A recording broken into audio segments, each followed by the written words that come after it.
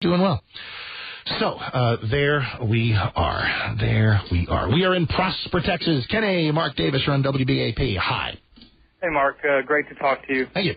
I wanted to start off with a quick football thing. I'm not a big fan, but I did watch last night, and I've always wondered, we had the ball with 37 seconds left in the first half at the 20. Yep. Why would a football team take a knee? Isn't the goal to score more points? Correct. Unless the negatives outweigh the positives. If I think we were up 10-7 at the time. Right. Likelihood of scoring more points in 37 seconds, virtually zero. Likelihood of throwing a long bomb that could be intercepted and run back, and either for a touchdown or a Jets field goal, the odds of that are higher than having something good happen for your team. Now, if it's 37 seconds left in the game, and you're down by 3, you've got to do what you've got to do. The negatives be darned, right? Well, I would think if why put on your pads if you're going to have that point of view when the ball's in your hands. No, but because again, you're up 10-7. That's a pretty. You're up 10-7 on the road. There is no need to absorb the risks, the bad things that could happen. In order to maybe make it 13-7 or 17-7. The probability tables, more bad things could happen than good things. It was the exact right thing to do. Okay, the second thing I want to get into is much more serious. Sure. Got about a minute. Well, I've been struggling with a premise for about 15 or 20 years, so I thought I'd run it by you. Let's do it. I believe I'm the most important political thinker on the planet, and to borrow a phrase from you, it ain't that close. Very good. I don't presume that would be of any value to you or your radio show. Prove it.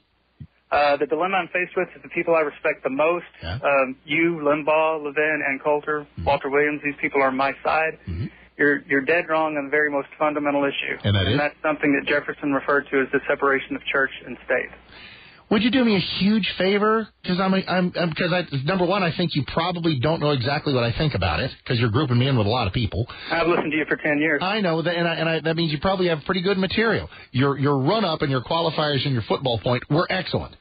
Except I got to go, and I got to go like now. I'd like to schedule an appearance on your show. Then you know what? I don't do that for hardly anybody. For you, I'm going to. Would you do it? And not in that formal vein. Stay on hold. Susan will get with you, and we'll find a time when you can come. Can you do final hour, 10 o'clock hour sometime tomorrow? I'd like to do a full hour. No, don't go nuts on me, my brother. You're a caller. So bring me your best stuff, and we'll find a way to get you on tomorrow in this hour, and we'll see how it goes. I anticipate greatness. Do not disappoint me. All righty, Susan, there he is, and get this guy. This could be fun. All righty, it has been. Randy Williams filling in for Sean. Thank you so much for being technical wizard today. Producer Susan Cloud, thanks you. So do I. God bless our country and our troops. I'm Mark Davis. See you tomorrow.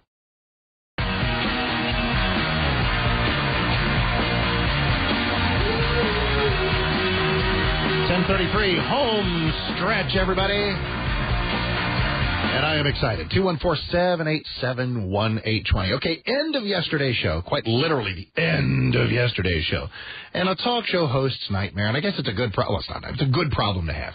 You end up with interesting calls, interesting stuff going on, and you just run out of time. And there's nothing you can do because the clock is a cruel mistress, and boom, there you go. So there was a gentleman on the phone at the end of yesterday's show, and we went through some pleasantries and some interesting stuff. And he got to the meat of the matter. And I had like 20 seconds left, and that's not good. So I was sufficiently intrigued that I said, look, dude, we'll call you back tomorrow. So we have now done so. Here was the premise, and I'll throw him the ball, and off he goes. He called and said, hey, Mark, love the show, blah, blah, blah.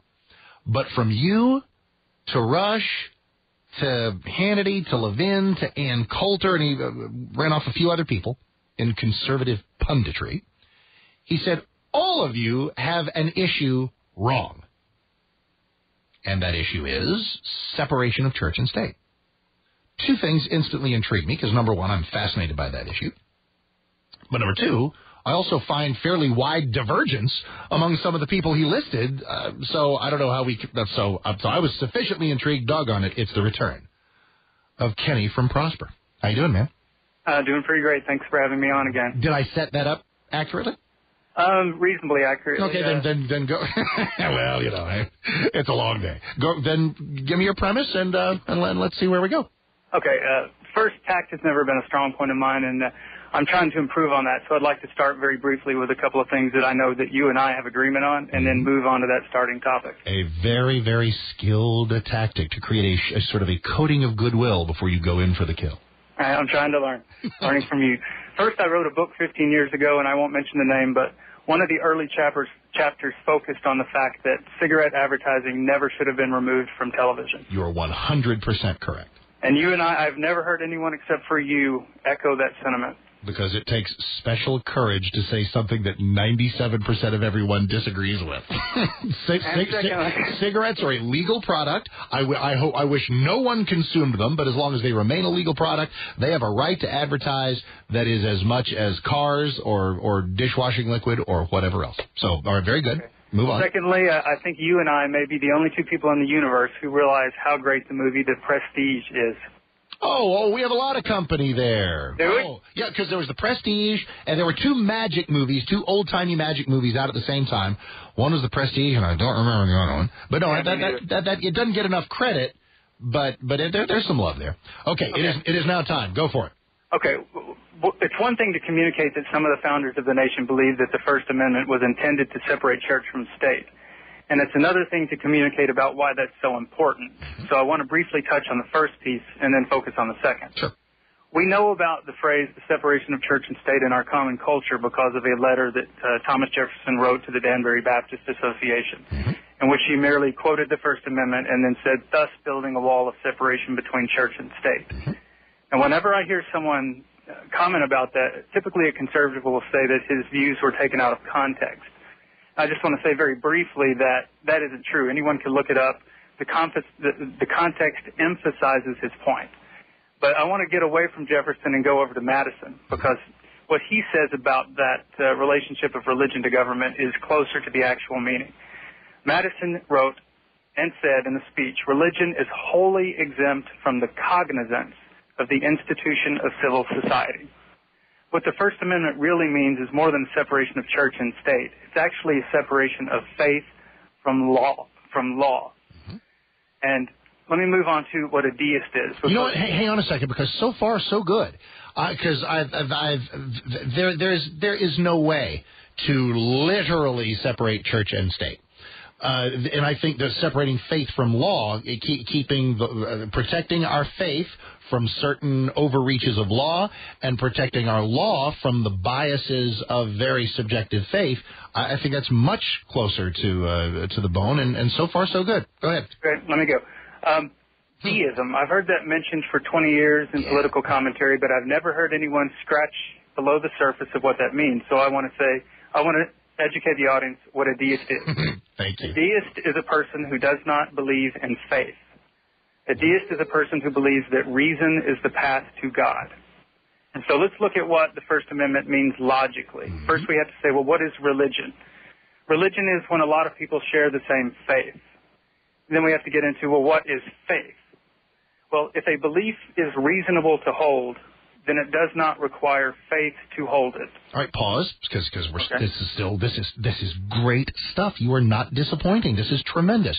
The deist, and a lot of people say, well, the Founding Fathers weren't really Christians. They were deists, and they weren't really Christians in the modern sense. I mean, you didn't hear the word Jesus coming out of the Founding Fathers very much at all. It was about divine providence and various large, expansive concepts that made it clear that they believed in a divine hand in the creation of this nation.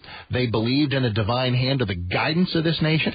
But they clearly did not want anybody's individual thoughts about that divine hand to necessarily usurp the laws of this nation. Now, well, if they were deists and they did not believe in a divine hand that was exercising power in the flow of events that happen in the nation, yeah, true enough. They believe that the only way to know God is through the nature that He created. Deists don't believe that any text is the Word of God. Deists don't believe that Jesus is the Son of God, for example. Deists don't believe that God communicated with any man any more than another and only through the nature in which we all live. But doesn't that, as soon as, because when you said that then you get into a deliciously nebulous term, and that's faith, because you're right, deism does not in any way require the kind of faith that Christianity does, or any organized religion. It requires really no does. faith to be. But I would differ a little there, because if I guess I get it, and I guess maybe I don't, because the deist would say there is a God, not because I choose to believe it just out of ardor in my heart, but I choose to believe it because I look at the universe and I say it must have an intelligent creator. Right. Yeah, okay, I get it. The age of reason. You know, he looks out upon the beauty on top of a mountain, and you just look at that and you know that there has to be. But you know what? But you don't.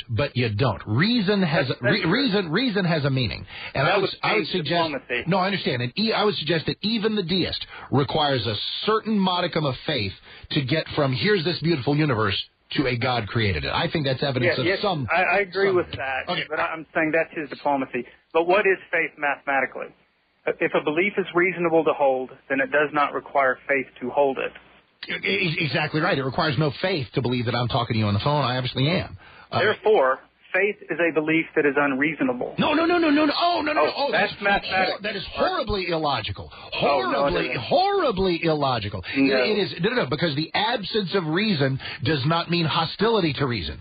I believe that Jesus. No, it just means that you're choosing to believe something that is not supported by information. No, I understand that. But that's what faith is. Faith is belief without proof. It is the choice to believe in some things that transcend. No. To believe Another in way something. of saying that is faith is a belief that you choose that isn't supported by information through your senses. Correct, but you choose to hold anyway as a journey of faith. Right. I don't know that Jesus is God's son the way I know that 2 + 2 is 4.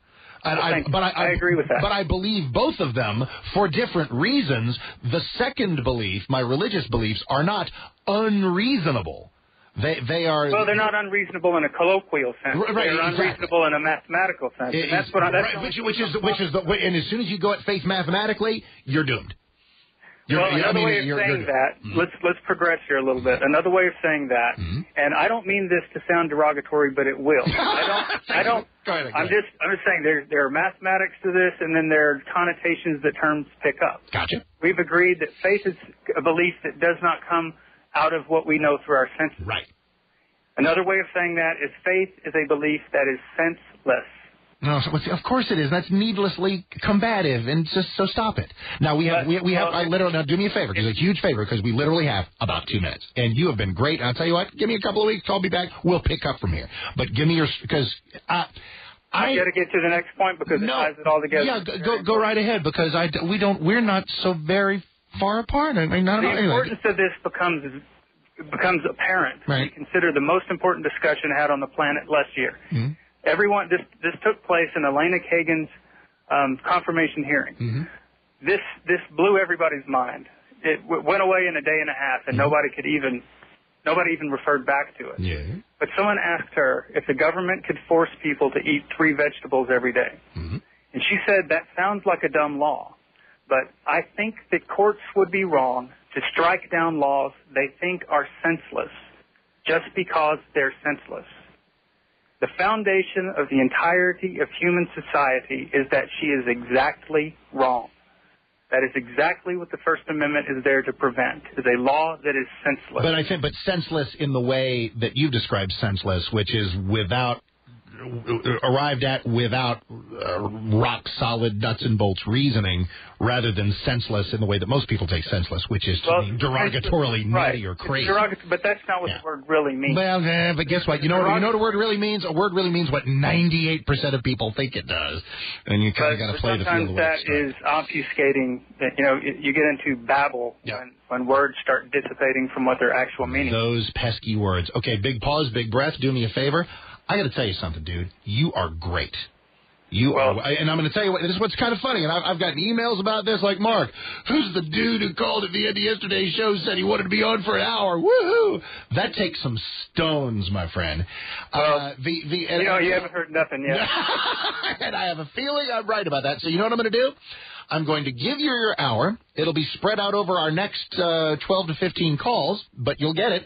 And I hope you'll place them with regularity because you are wonderful. And can I give the readers an opportunity to read more at a website? Why, of course. I've founded a political party. It's called thesaneparty.com. Oh, God. Go out, read it, watch my essays, and if you understand what I'm saying, contribute, and let's take this country over. But it really is sane, SANEparty.com? That's exactly right. As if to disagree with it is insane. Well, mathematically, it would be a person who cannot separate his faith from his reason. I define that to be insane. You are a good dude, man. Thank you so much. Appreciate it a lot. 10:45. Wow, my expectations were high, and they were met and perhaps even exceeded. Okay, guess who this is? Pretty good picker, huh? Just thoroughly pleasant. Yeah, it's our last guy. It's Kenny. I gotta tell you, you call the show and throw down stuff like this guy did yesterday. Yeah, I really need an hour. Oh, really? Yeah, I'd like to educate your listeners. Oh, I'm sure you would. Yeah, I wrote a book that solved largely all the world's problems. Oh, really? Man, you got to back that up. And it doesn't mean you necessarily have to back it up with something that is objectively regarded as genius. You just have to back it up and be interesting enough. Dude knocked it out of the park. And I'm going to tell you something. If you've lunged for the website, go right ahead. I haven't yet, totally. I expect that just like the call, I'll find about 70% to agree with and maybe 20% not and 10% whatever. But it's all interesting. And it was Susan, what was it? It's the what? The Sane Party. Right, the Sane Party. Not Sane Party, that doesn't exist. The Sane Party does. And then there's a subset of it, like he has a YouTube channel. And if there's anything, if somebody's going to drag him around in a wheelbarrow with him like that, if you're following me, be a little self-deprecating about it. And his YouTube channel is called Brazen Hubris. Yeah. Kenny, thanks, man. You made the show better today. You really did. You really did. I appreciate it. TheSaneParty.com. Check out his views. Now, just to be fair about this, if you were to throw down a combination of personality and industriousness like that, I'll plug your website too. If it's good. See, this is the thing, and I don't want to gush here. Everybody thinks they're interesting. That's grammatically wrong. Everybody thinks he's interesting. We all think we're interesting. That's okay. Of all the people who think they are interesting, a shockingly small percentage are correct. So, all of you who listen and call here, of course, meet that bar. Okay, not all of you. 214-787-1820. Wow. Okay, hey, here we go. Mineral Wells, Jeff. Hey, Mark Davis on BAP. How are you? Good, Mark. How are you doing? Hi, I am great. You got some hog hunting info because a guy called that he said I don't care about people hunting hogs out of helicopters, but don't be blasting away over people's private property without them know it. What can you tell me? I have to tell you first, I'm going to need a couple hours. But I love it. You know what? The official Mark Davis Show inside joke premise is hereby established. Several calls will begin over the next few weeks with Mark. Before I begin, I'm going to need a couple of hours. Go, sir.